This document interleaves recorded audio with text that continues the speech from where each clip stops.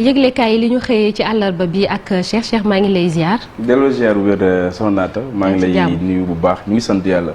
nuyu Cheikh Tidiane Malick Chérif ak Marcel nuyu mbokk téléspectateurs yu télévision Futurs Médias yi nga xam ne ñu ngi teewlu ci yële jamono. yëglekaay yi li ñu xëyee tey ñu tàmbali ak l'observateur. bokk na ak l'observateur li mu xëyee concert bi nga xam ne nag moom Wally Ballago Seck mi ngi ko doon amal ca diwaan bu Casablanca ca Maroc Mali itam accident ba nga xam ne itam daal na koy fay fekkee violemment percuté li nga xam ne nag moom moo di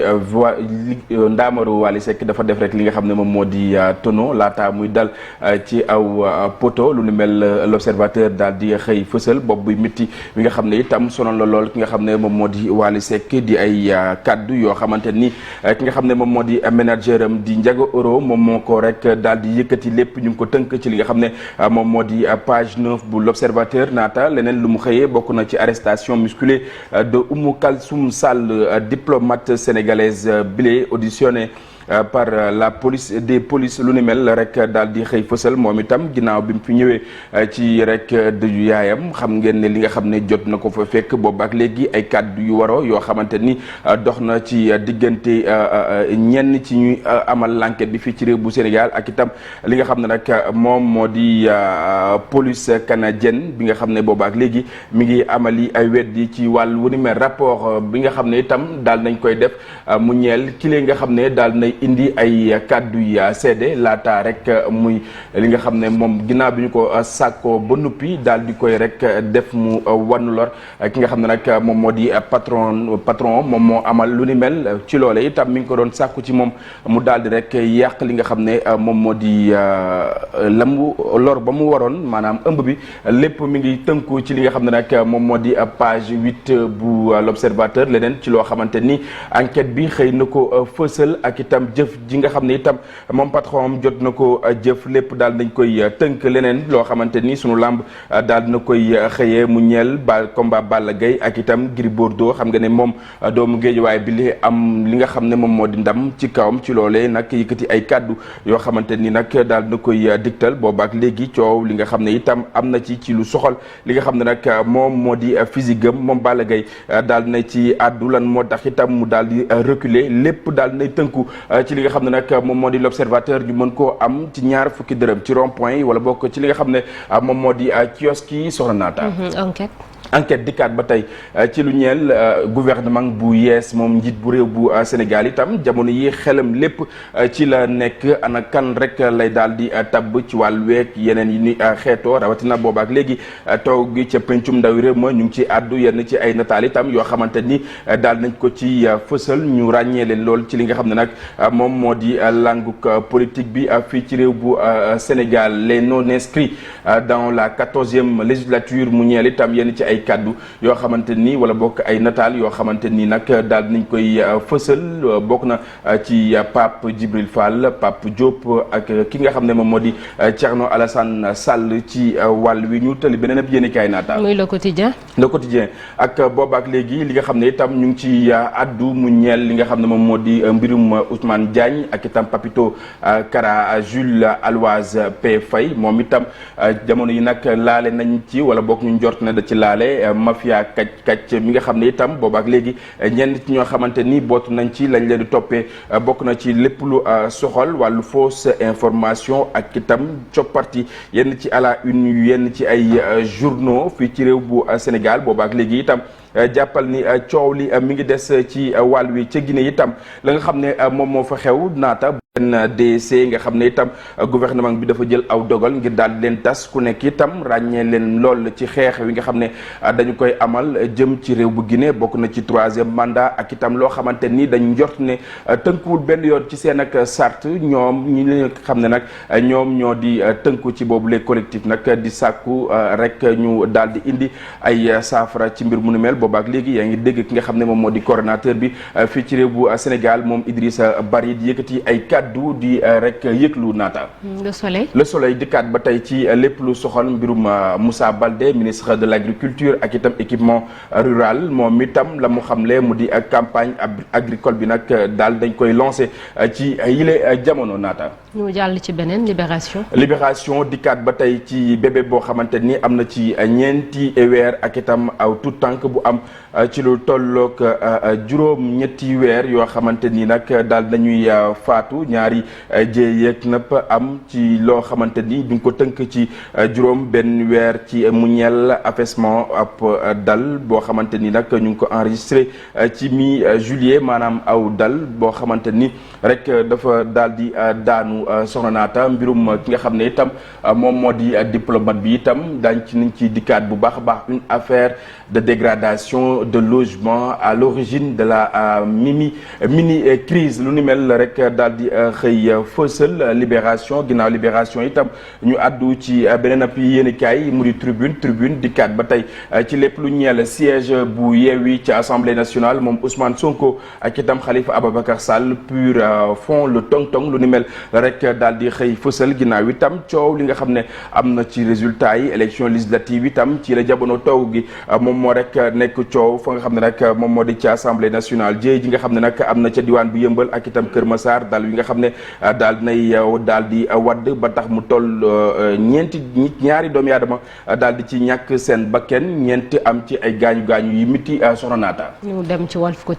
Walf Quotidien xëy fësal itam nataalu ki nga xam ne nag moom moo di Aminata Touré présidence de l'Assemblée nationale l'équation Mimi la ko rek daal di xëy fësal xam nga ne ci la jamono mouvance présidentielle comme opposition ñoom itam xëccu bi wala boo ko toogu boobee nag ku ci nekk ci ñoom mi ngi koy sàkku ci wàll wi mu ñeel li nga xam ne nag moom moo di ca pencum ndaw réew ma ki nga xam ne nag moom mooy jiite ca kanam. Les Échos dikkaat ba tey ci li nga xam ne nag moom moo di offense à la communauté layène moom imam Mame Ngor Ndiaye sous mandat de dépôt moom itam daal nañ koy teg yoxo chambre d'accusation nag ci la jamono daal di jël mbir mi ginnaaw itam kàddu yoo xamante ni daal dina ko yëkkati ci wàll wi ñuy profito di jàll ki nga xam ne nag moom moo fi dëddoo moom di rakku ci xalif général kullu Layène ni ki démb ñu koy jàll ak lu bayti rasul naata leneen ci loo xamante ni nag daal nañ koy dikkee mu di aw catastrophe mu mel ni écologique la ko rek daal di dippee éviter fa nga xam ne nag moom moo di ca Hann Bel-Air ci wàll woowee nag taw bi bokk ci jéey yi nga xam ne nag mi ngi koy def boobaak léegi tonneaux trouvés dans les maisons ak itam li nga xam ne nag moom moo di ci suuf si lépp nag les Échos mi ngi ko rek daal di xëy fësal waxaat na itam ci accident bi nga xam ne nag moom moo am ca diwaan bu Maroc ci la jamono njiit bu Ramadan daal di amal lu ni mel lépp lu soxal itam élection yu membre yu HCCT nag boobaak léegi xam ngeen itam ñu ngi ci àddu seul 4 listes dinañ daal di jongante ci wàll wi mu di Benno Yewwi Wallu ak itam naataange ba ci sax askan wi. bés bi le jour naataange askan wi bés bi le jour dikkaat ba tey ci xam nga ne hôpital Le Dantec dañ koy rek daal di tëj fukki fan ak juróom ci weeru août bi nga xam ne itam moom la ñu nekk boobaak léegi itam ñi nga xam ne ñoom ñoo di liggéeykat yi ñu ngi yëglu bu baax a baax ci li nga xam ne moom moo di seen ak ëllëg waaye itam ëllëgub ñi nga xam ne ñoom ñoo di aji tawat ji leneen ci loo xamante ni nag agent yi ñu ngi ci àddu boobaak léegi di benn ci pàcc woo xamante ni ci boobule liggéey dañ ko rek jox ay doomu réew bu tugal lépp daal dañ koy tënk ci li nga xam ne nag moom moo di page 4 ak leneen lu soxal wàll wi ci li nga xam ne nag moom moo di bés bi le jour Benno Bokk Yaakaar ca Kanel une victoire nette et sans bavure mu mel ni itam seen ak tolluwaay la ñu natt ca diwaan bu Kanel ak la ko wër élection législative yi ndam lu ñu njort ne ñoom am nañu ko. Le Dantec ba tey ci Las dikkaat ba tey ci yenn ci assurance bu directeur bu boobule kër docteur daal di addu ci wàll wi ci li nga xam ne nag moom moo di kër docteur boobu nga xam ne war nañ ko mën a joyantiwaat ndax itam yàgg wi nga xam ne daal na koy yàgg ak itam yenn ci yoo xamante ni war nañ ko fa defaraat fii le 15 août la ñuy daal di xaar ñi nga xam ne ñoom ñoo fay liggéeyee daal di leen di abal. Vox Populi ci ndox mi. Vox Populi dikkaat ba tey ci ndox mi lu toll ci 1400. millions de mètres cubes d'eau évacué mu mel ni itam ñi lee nga xam ne boobu ak léegi ñu ngi amal seen ak liggéey ci wàll wi di manque li nga xam ne moom moo di ndox mi bu ko defee itam mu mën a abal askan wi ndax itam ñi nga xam ne jot nañ cee loru bari na ñenn ci ñoo xamante ni itam daal nañ ci ñàkk seen bakken ginnaaw courant boo xamante ni itam daal dina leen di maas soxna naata lépp lu soxal itam wàllu ko docteur And Gueusseum mi nga xam ne itam daal nañuy jëmale ci jëwriñ yi nga xam ne nag moom la ñu dénk wàllu wér gu yaram fii ci réew bu Sénégal boobu ak léegi lupp ñu ko ci ay grève yoo xamante ni nag dañ koy bëgg di yëkkati ndax itam seen ak nekkin application des accords ak itam réintégration bu CSI de l'hôpital bu Ourossogui lu ni mel rek daal di xëy fësal ñoom itam di wax ne rek daañu amal aw marche fii ci Ndakaaru ak itam sitting ci li nga xam ne nag moom moo di région yi muy Azas. ñu dem ci source A. source A dikkaat ba tey ci lépp lu ñeel li nga xam ne nag moom moo di amul benn recours boo xamante ni déposé nañ ko ba démb mu ñeel li nga xam ne nag moom moo di sincérité bu vote bi ci li nga xam ne nag moom moo di élection législative yi ce mercredi délai de rigueur la ko rek daal di xëy fësal itam nataalu ki nga xam ne ñoom ñoo di conseil constitutionnel xam nga ne ñu ni mel ñoom ñoo yor cëggalu guy gi ci li nga xam ne nag moom moo di élection législative yi naata. ñu jàll ci Sud Quotidien dikkaat ba tey ci lépp lu ñeel wàllu promotion bu bonne gouvernance ak itam réduction bu des comptes la ko rek daal di xëy fësal c'est grand défi de la 14e législature mu ñeel langue politique bi fii ci réew bu Sénégal taw gi fa nga xam ne itam moom moo di ca assemblée nationale. tàggat yaram dikkaat ba tey ci kile nga xam ne nag nouveau favori des fans moom Mané Niancho mi nga xam ne itam daal nañuy xëy fësal nataalam leen ci ay jéego yoo xamante ni itam ma ngi koy wëy di amal li ca fa nga xam ne nag moom moo di ca Bayern foofee nga xam ne fa la nekk ci le jamono coupe CAF tirage des préliminaires la rek daal di xëy fësal le jaraaf absent le Sénégal pas représenté lu ni mel la rek daal di xëy fësal xët bu njëkk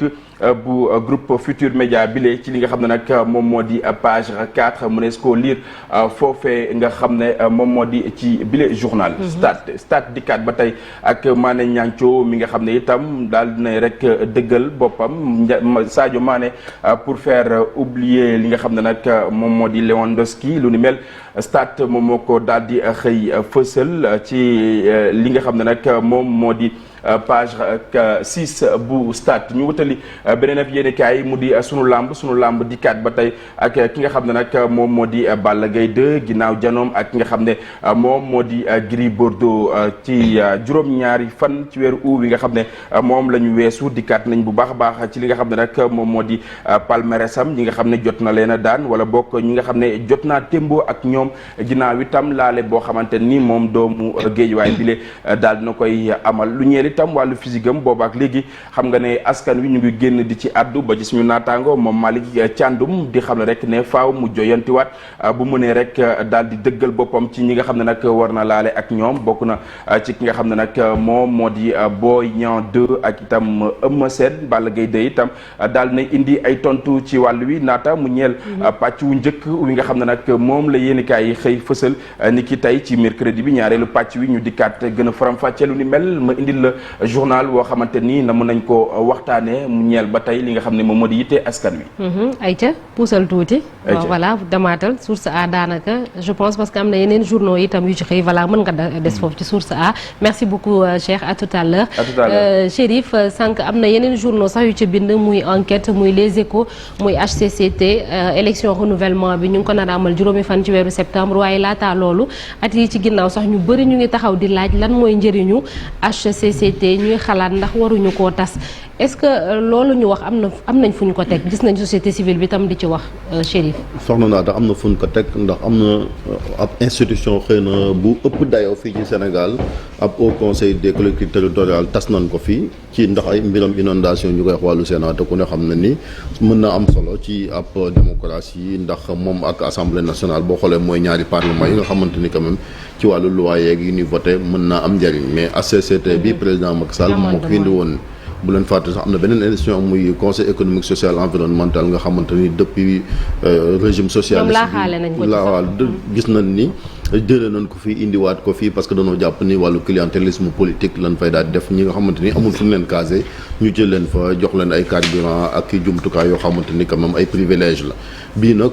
2016 dañ ko fi indi ndem si yàlla Ousmane Tanor Dieng moom moo ko fi njëkk a jiite bi mu ko fi jiitee aussi gis na ni mandat bi jeex na parce que seen mandat dafa war a ànd ak mandat ñi nga xamante ni quand même mooy élus municipaux yi ak départementaux yi mais gis nañ ni li taxoon ñu doon toxal plusieurs fois élection locale yi moom moo tax ñoom it daanaka lu ëpp juróom-benni at ñi ngi koy siéger foofu société civile bi leen wax am na solo maanaam bala ñoo renouveler waat wàllu mandat ñu xool évaluer liggéey bi nga xamante ni boobu institution def nañ ko fi parce que bu fekkante ni askan wi finalité bi mooy moo leen tax a jóg day institution yoo xamante ni amul bay la boo doon def ab sondage laaj Sénégalais yi ndax ànd ngeen ci xëy na bu dut way politique yi nga xamante ni ñoo ci gis seen bopp dundaat di bari et je pense que loolu mooy vrai défi bi nga xamante war nañ ko relever beneen bi tamit mooy au-delà de la sortie de la société civile opposition bi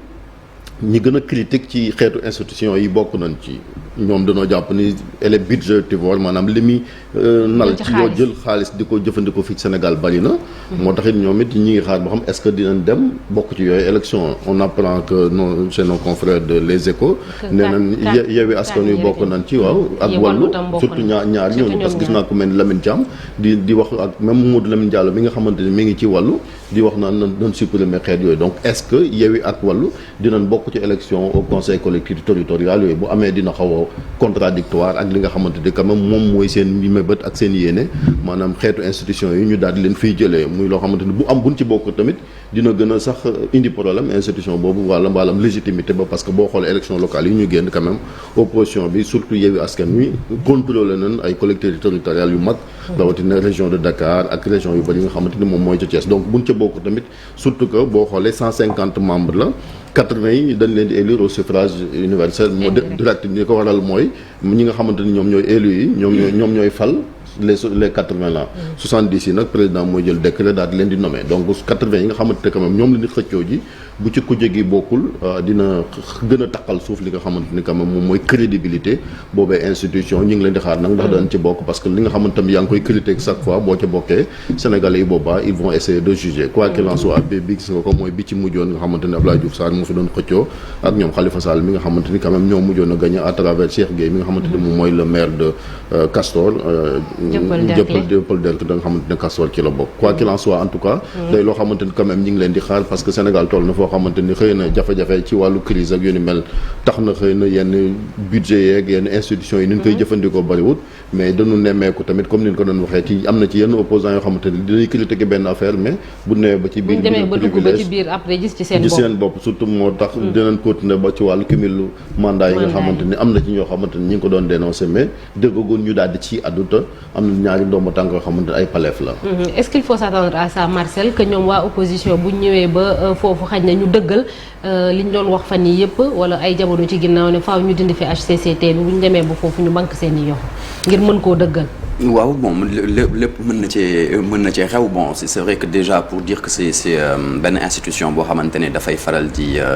en tout cas jël xaalis bu di ko fay ñi nga xamante ne au fond mérité wuñ ko c'est vrai que ce serait mal vu que waa opposition bokk ci maintenant qu'on parle de seen liste bokk na ci notamment Wallu ak Yewwi ça peut peut-être changer la donne li amoon peut-être 2016 mënatul dootul amaat 2022 bi donc il y aura effectivement peut-être changement boobu bi ñuy nar a jànkonteel ci biir institution boobu mais pour en revenir même à cette mission de base ci li nga xamante ne moom mooy HCCT mooy gunge li nga xamante ne moom mooy développement collectivités territoriales yi donc les territoires au Sénégal c'est bien beau hein, comme mission mais après 6 à 7 ans si je ne me trompe 6 ans de mandat on se demande 5 ans la waroon nekk c'est un ministère des collectivités territoriales c'est ça nekk aussi ak direction yi fa nag loolu aussi seen loolu mooy gunge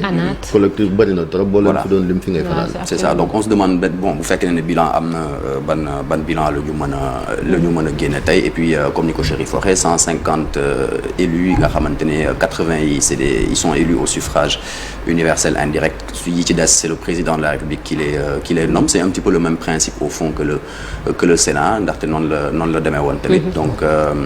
ñu ci bëri comme Ngouda Mboup moom il propose par exemple que HCCT ak conseil économique social environnemental ñu fusionné leen ñu regroupé ko en une assemblée sociale et des territoires donc xeex surtout li nga xamante ne moom mooy jëm ci wàllu environnement on en a besoin peut-être fii ci Sénégal maintenant pour Mamadou Lamine Diallo moom tamit nee na daal il faut que ñu supprimer ko moom amul demal ma ñëw il faudrait déjà nee na pour une proposition de loi Assemblée nationale 110 députés voté ko au moins pour ñu mën a jàll ci li nga xamante ne moom mooy suppression éventuelle boobule institution mu nar a nekk comme étant donné que Macky Sall loolu moo ne woon bébétam en 2013 ba muy supprimer le Sénat c'était de faire en sorte que xaalis bi ñu dugal ko ci inondation yi